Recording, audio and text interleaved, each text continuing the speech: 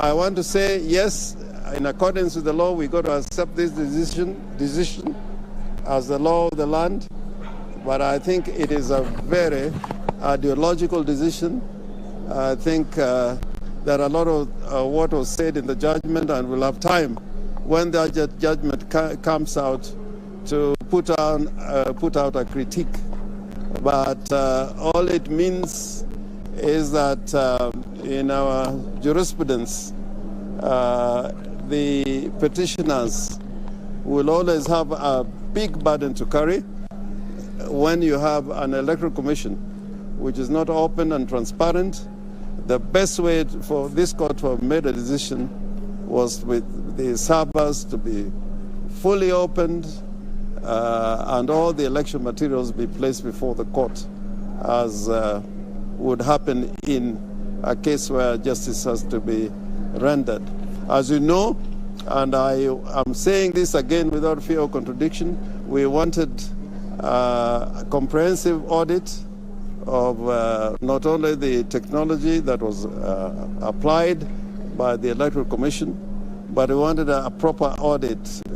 Although time was of the essence, but I think we had sufficient time to carry out a proper audit, including looking at the issue of the foreign intruders, the Venezuelans, which you'd notice the court avoided in making any comment about those intrusions and invasions of the system, the technology, the IT structure. That again, the court did not refer to, but probably in the judgment, the recent judgment that is coming on the 21st, they will say something about it. And therefore, I want to end by saying the rule of law should prevail. The court normally has the last word in making a statement as to what is the law of the land. But as citizens who are sovereign, we're entitled to disagree, and disagree very vehemently. I think the court, in conducting the proceedings during the hearing, I think they were patient. They listened to us.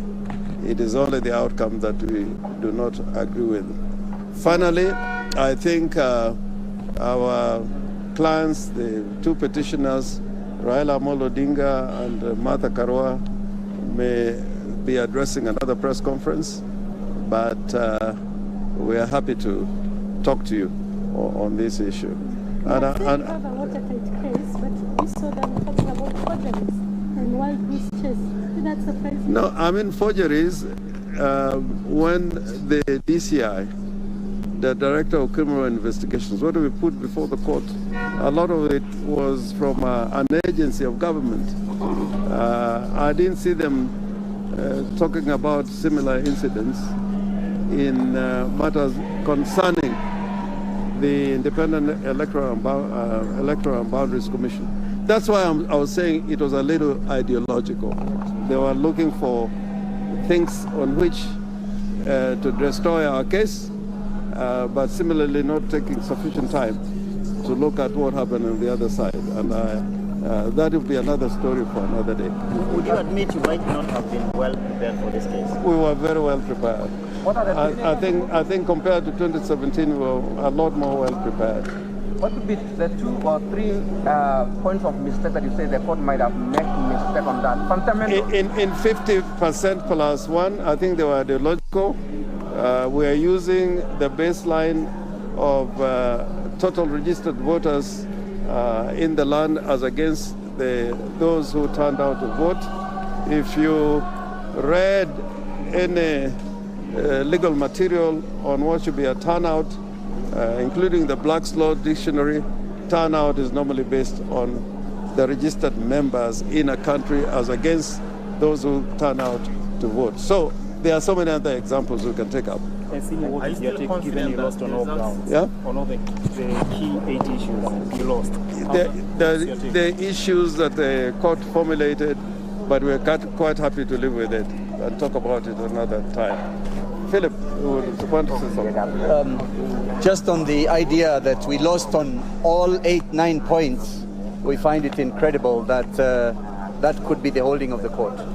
In more than several of those cases, we had overwhelming evidence. As my senior counsel, Mr. Orengo says, the servers were not opened. The involvement of the Venezuelans for a full month before, half a month before the elections and up to the 16th of August was not explained.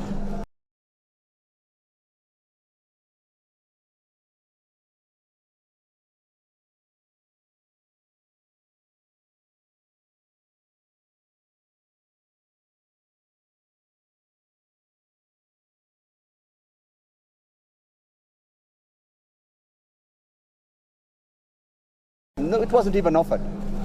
We perhaps are a little distressed on the over-reliance of a registrar's report that has no input from us. That report was completely silent on the failure to open the servers. The servers, repeat, the servers have all the answers.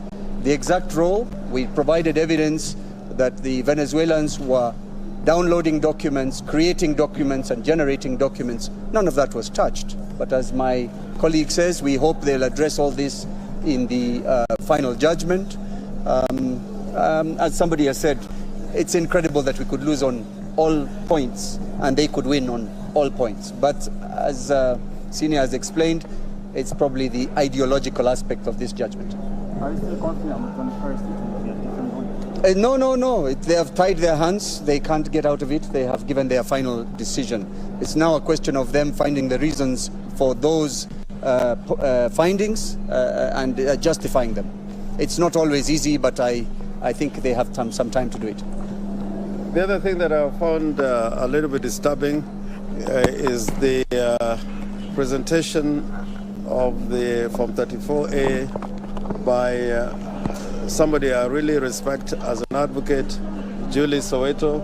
It was described as hot hair, but you could see when that evidence was being adduced before the court, how engaged even the justices were.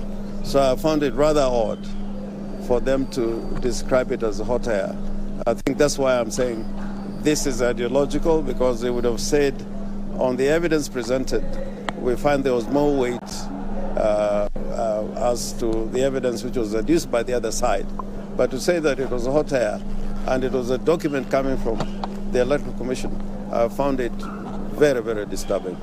If I may explain a little further on that point made by Julie Soweto in the petition,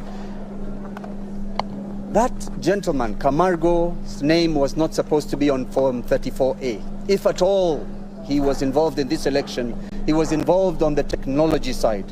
So to find it anywhere near a Form 34A raised more questions than answers. There was silence. And of course, on the issue of the famous 34A that Julie was describing, it was found to have been signed by the agents of UDA and UDM on the 7th, which is before the elections.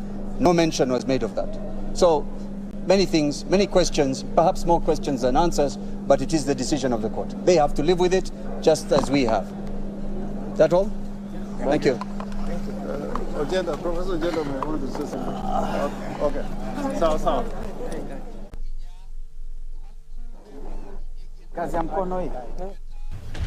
Well, that is the first press conference held by the petitioner's lawyer, Raila Odinga's lawyers. They are led by Senior Counsel James Orengo and Philip Murgor. And as I said, is that they are opposed to that judgment. Let's hear what the Nyeri governor has to say in regards to the same, but we will be crossing over there to know exactly their sentiments or sampling some of the sentiments of leaders. As you have seen, Uasin Gishu is packed, as you can see on your screen. There are also, as you can see, in Nyeri as well. Earlier on, we had a live feed from the president-elect residents in Karen, but the live picture that you can see on your screen is live from Uasin Gishu, where it is the home of the president-elect. We being his first address officially. Who have been elected. What we need now is to embrace constitutionalism.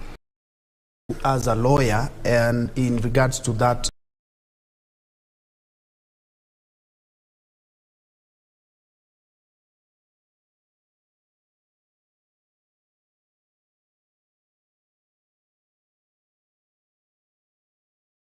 enough. They came with a lorry full of evidence, but it was not qualitative enough. Because if you listen to